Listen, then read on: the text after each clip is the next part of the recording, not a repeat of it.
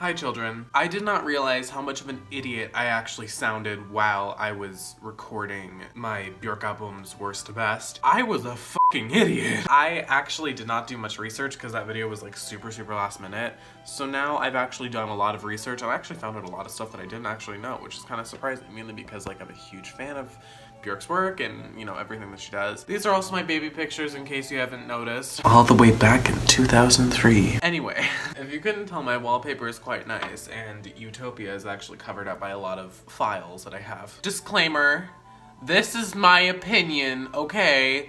I know like you guys literally come to this video to find out what my opinion is. So you know what you're signing yourself up for, so you can't get upset about me. And I realized how stupid I sounded when I was describing Vespertine. You know what, let's just get into the review. Unfortunately, Biophilia reaches the bottom of the list for me. You know, I kind of have the same opinion that I had in my last video. Biophilia really did not stand out to me in any sort of way, and that's not shade at Björk in any way, shape, or form. Nobody has a bad album unless you're like one song of like pure silence. Well, I do have a song that's 9 minutes of silence. And that's a great song. Biophilia was released in 2011, a time when I was actually alive. This album is about nature and space, and there was actually an app that came along with this album that was, it wanted to basically teach kids about space and, you know, stuff like that. Space and stuff like that. I'm saying stuff like that again, Mateo. But basically the music was supposed to help kids learn, and I feel like that's actually really cool because I feel like if my teachers actually used music to teach me, I'd be a lot smarter than I am now. But the album cover is absolutely stunning. Like you can see she's holding, what is that? Like a giant rock or something. There's the big hair, you know, I think these are like constellations or stuff like that. I may be wrong, you know, correct me if I'm wrong in the comments below, but like, you know, the big hair, this thing, I don't know what this is. What is that? I don't know, but it looks cool. Now, Medulla is usually a lot higher on people's lists, but for me, it's just like, it's alright. Just like my albums. I have to pee. Not only did I go to the bathroom, I got a kombucha too. This is Synergy Gingerberry. I've only tried this flavor like twice. It's still really delicious. Okay, for those of you guys who haven't listened to this album before, this is a 100% acapella album with the exception of one song. I forgot what song that was. But Medulla, Sushi just yawned. I'm getting distracted so easily, as you can tell. For me, only one song really stood out to me in this album, which of course was Oceania, which I already said in my last video about this. Oceania was performed at the 2004 Olympics, when I was actually alive. Oh my god, holy shit. I'm pretty sure she was 38 when that happened. No, 37. 38? 37. 38, 30. One of those two numbers. This is actually her hair, in case you didn't know. Like this part that goes around her face, like that's her hair. And if you couldn't read this, this says Medulla, M-E-D-U-L-L-A. I don't really know what else to say about this album, honestly. I'm just like at a loss right now. I don't know, just something about this album I can't really put my finger on, and I can't really explain it that well. Sorry to people who like this album. I know that this album is actually very high on a lot of people's lists. It's just not very high on mine. I just didn't, nothing really, sorry Björk, love you the most, but just like, God, I need to stop. Yes, we're actually moving on, like that wasn't a joke. No, your eyes do not deceive you. Post is next. Post for me is kind of an interesting situation. I know it was supposed to be like the follow-up to Debut, you know, Debut Post, like before and after. This album was released in 1995, a time when I wasn't born and I was actually just a cell inside of my mother. If you think that's gross, one time your parents had sex with each other.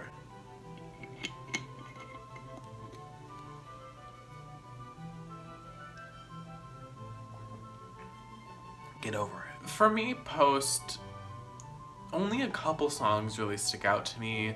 Of course, the iconic It's Oh So Quiet, Army of Me, Hyper Ballad, you know, Headphones, more of the quieter version, more one of the quieter songs on the album. It's like a nice segue to the end. You know, Hyper Ballad being, oh my god, just the way that everything goes together. It's like there's so many random sounds in Hyper Ballad, but it all works together for some reason. Not even for some reason. You know, the very heavy bass in the beginning. The song It's Oh So Quiet was her take on a 50s musical, and she, like, executed that flawlessly. This also was her collab album, I guess you could say. She worked with a lot of other people on this. This was her most involved album with other people.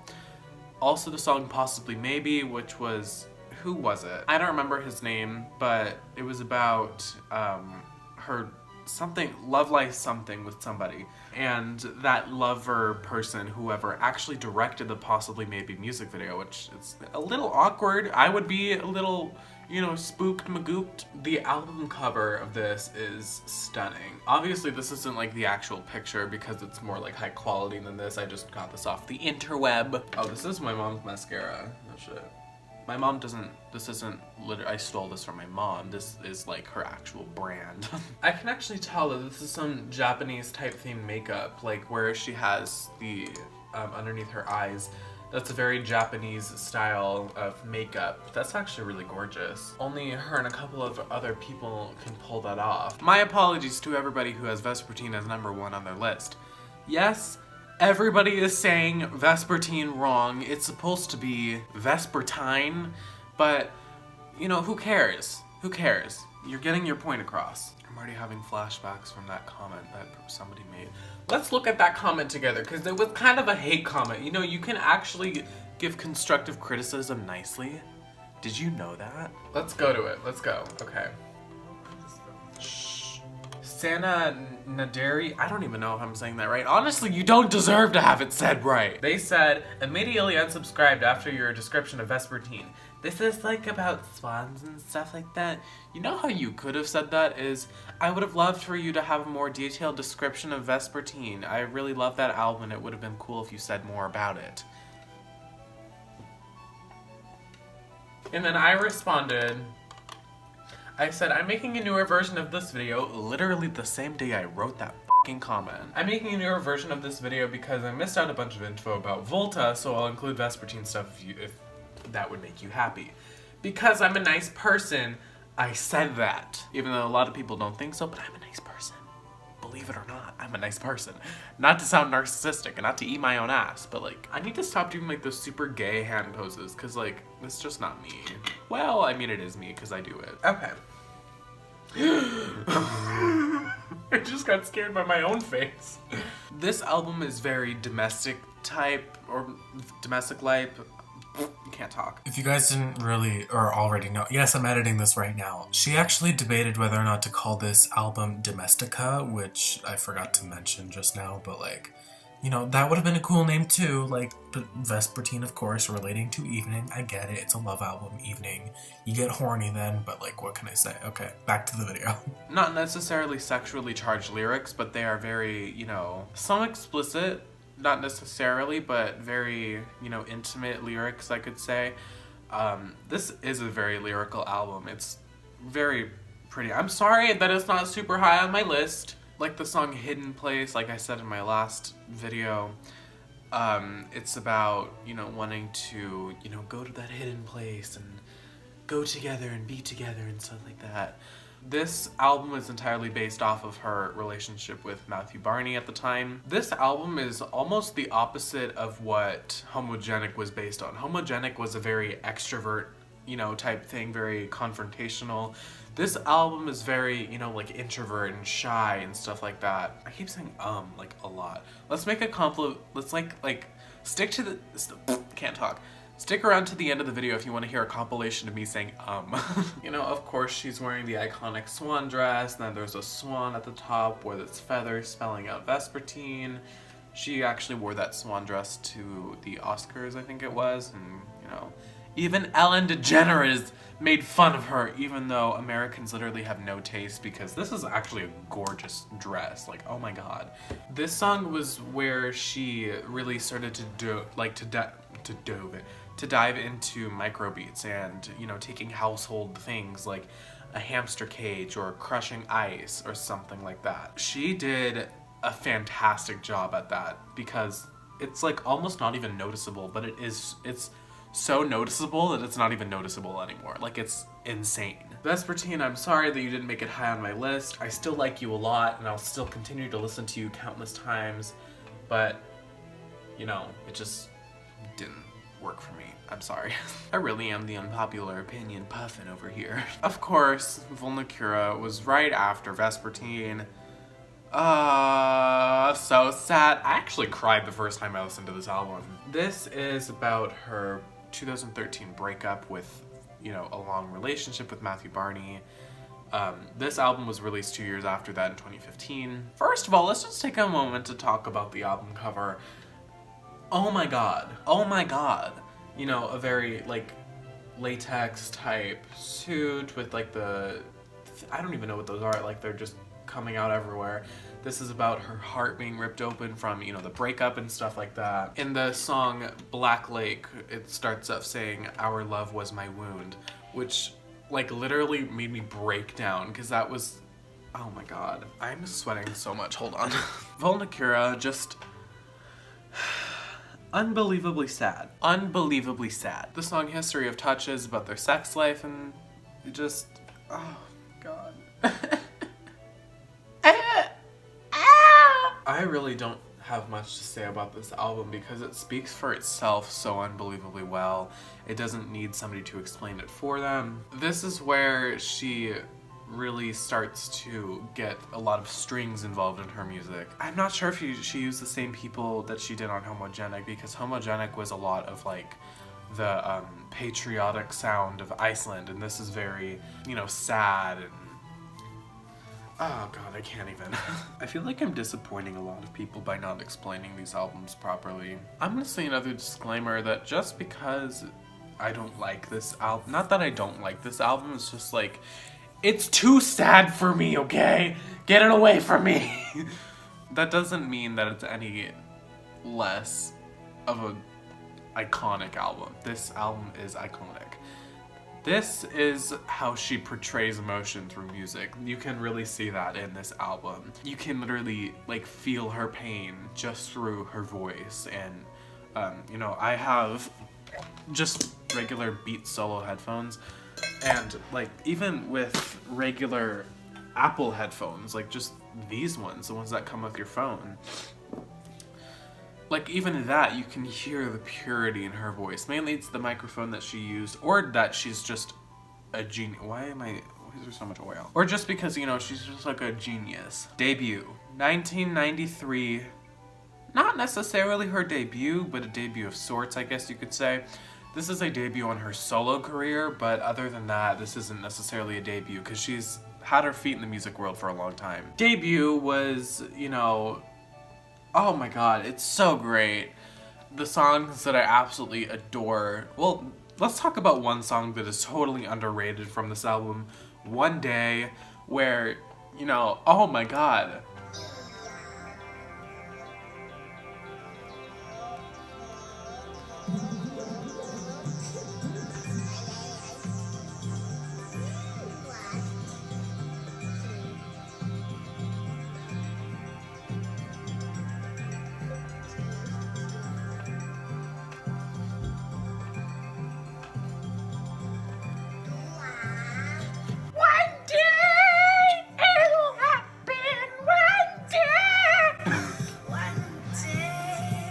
Sorry. That song is just like 5 minutes of absolute art. 100% art. The other song that I like from this is Venus as a Boy, Human Behavior. What other song do I like? Violently Happy, that's it. Oh, also Big Time Sensuality. I really don't like the Fluke remix, I think it's what it's called, of Big Time Sensuality, because, you know, it's not her work per se. You know, of course, the lyrics are and her vocals are, but I just feel like the regular version of the song is absolutely amazing and doesn't need anything else. The song Human Behavior peaked at number 15 on the UK charts in 1992. or I think it was 1994 actually. I'm almost positive that she started working on this album when she moved to London for a while.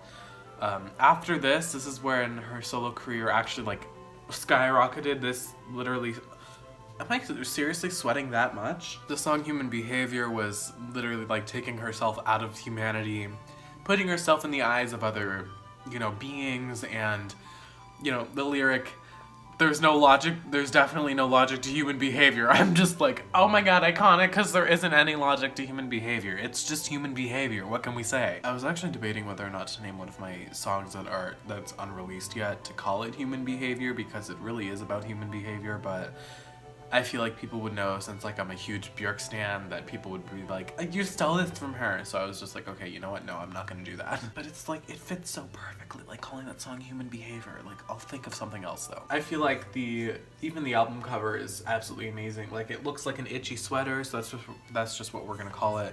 Wearing that itchy sweater, her hands up by her face, her messy hair, the rhinestones or Swarovski crystals or whatever those are underneath her eyes. That's just overwhelmingly perfect. Like, for a debut, that's a fucking debut if I've ever seen one. Look at this, bitches. We're rewinding ourselves back to 2017 when this album finally released. This album is nothing short of breathtaking. I literally had no words when I listened to The Gate for the first time. This song is the more, happier follow-up to Volnicura. This is like, it gets back to her roots, which is, using microbeats and other things like that. We should also make a compilation of me saying stuff like that, things like that, because I say that a lot. I realized that comment really did put me in my place, didn't it? What's going on with my eyebrow right now? This album, she had a flute septet, I think what it was. I think there were, 7, so it was a septet. Unless if it was a sextet. I think it was a septet that she used for the creation of this album. Of course she's holding up. That's like, there's a name for that thing. I don't know what it's called. I can't put it on. It's a flute type thing, let's just call it that. With the blue hair and the literal vagina on her forehead. I love the way that I just said vagina. I was like, vagina. People don't like that word for some reason. I'm just like, it's just like saying the word penis. Penis is worse than vagina, let's just be real. Just the word penis. It's just like, it's so weird. I don't like it. Putting the pearls on her face and the crazy makeup and the, breath holes or whatever those are called right here on her neck. The album cover literally says it all. This is utopia at its finest. The music video, The Gate, really portrays what this album is actually based off of, utopia. She's playing her little flute when, all that grass, she's sitting on a hill, and then there's like those utopian, whatever they are, like utopian robots or beings, whatever they're called, watching her or listening to her play. The song arrives in my senses, super, super layered. That's, it's just incredible. She worked with the song artist Arca, and Arca helped create some of the beats for this. Sometimes his beats come off a little bit short, but I think for the most part that he did an incredible job at helping her with this. Of course, The Gate was a follow-up to Volnicura. The opening line, my healed chest wound, that just means that she's over it, finally, after 2 years. Or maybe she was over it when she wrote the song. I mean, who knows? Maybe that was like 2014. No, not 2014, like 2016. Who knows? Or early 2017. I don't fucking know, okay? I'm just a practitioner. No, I just listened to that too. I'm a practitioner? Like, what does that even mean? The most unpopular opinion out of this entire video is having Volta at number 2. Hear me out on this. This is probably her most politically charged lyrics that she's ever had before. Like the song Earth Intruders, the song Declare Independence. The song Innocence is one of her catchiest songs ever, which sounds like, a guy going, ugh, and maybe somebody shooting him or something. The song Declare Independence, like I said in my last video, is about Greenland and the Faroe Islands, wanting to take independence from, I think it was Denmark. It's like all Scandinavia stuff, who knows? The song Earth Intruders was actually inspired by a dream that Björk had when she was on a plane, and I don't even know how all that came together. The song Wanderlust, it's saying like, these lyrics aren't going to be exact, but she's saying something like, I'm leaving urban and I don't want to remember it practically, which I'm just like, I'm a wanderlust person. I want to forget urban. Tucson isn't very urban though. It's just like, you know, we're close to the border. Tucson is a weird name. Tucson. It's a weird city, okay? Don't come here. Even though we're the 33rd largest like city in the country, it doesn't mean we're a good city. God, do not drive when you come here. The roads are absolutely awful. The roads here, like all of them are horrible. They're just horrible. And there's always construction going on somewhere in the city. There's never not construction. That's not even a joke. Like, ask anybody that lives in Tucson. They'll say like, yeah, there's always construction.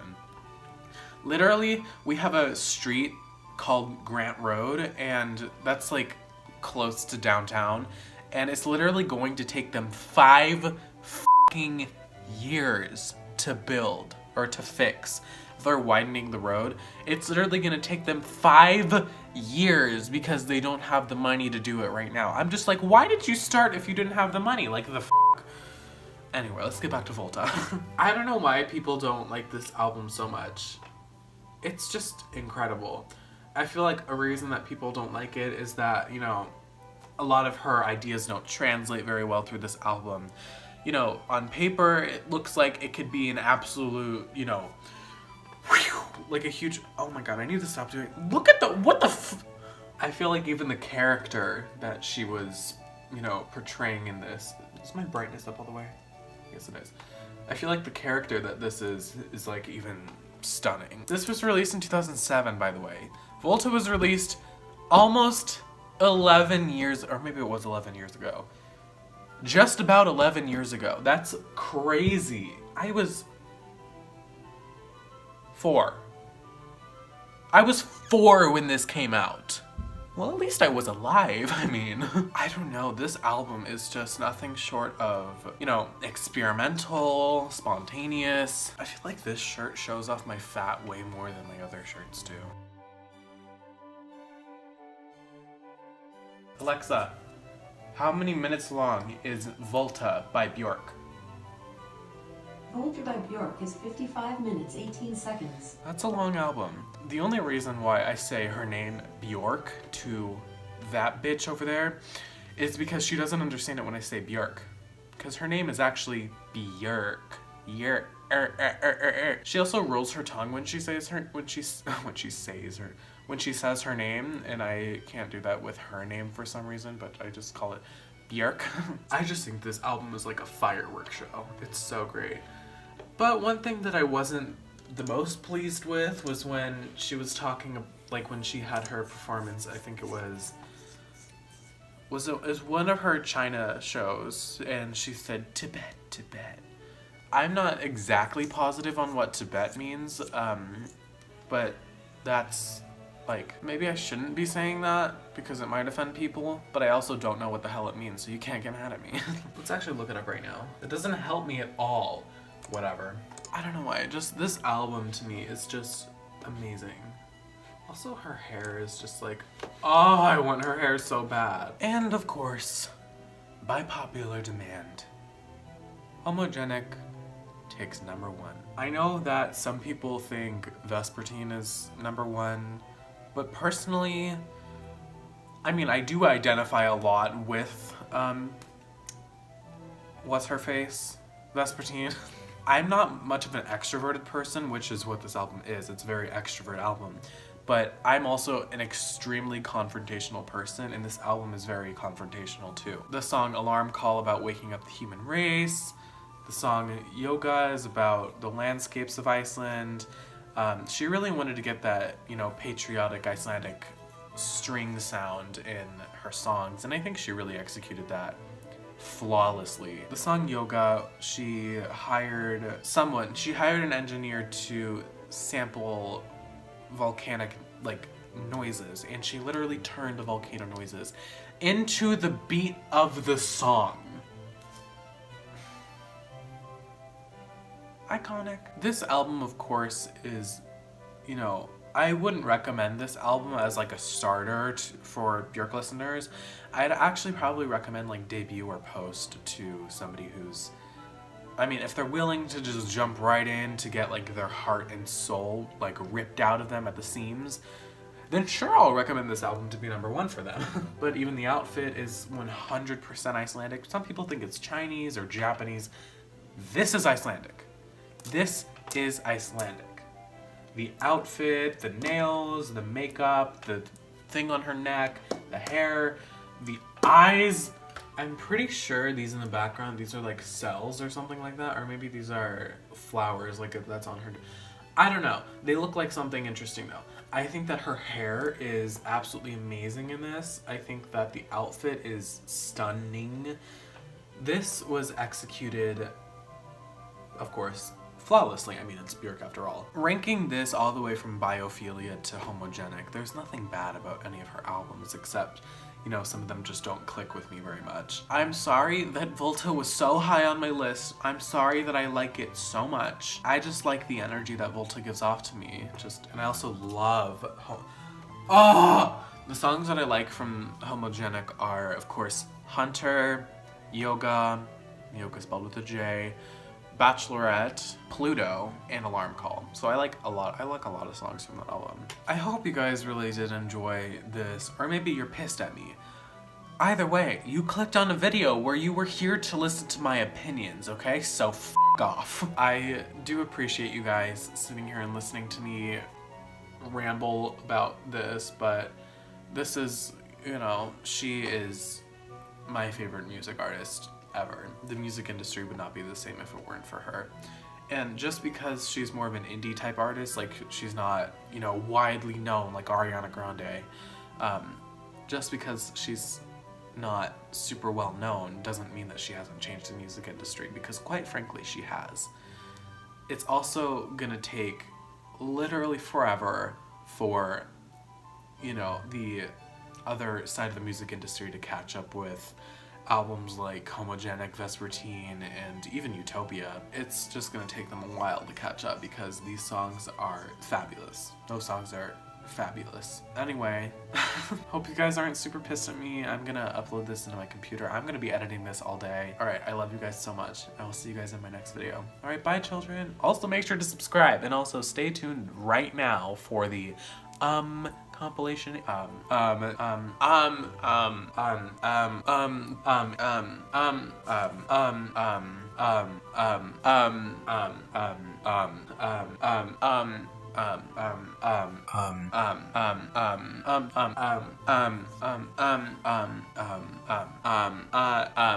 bye. I go through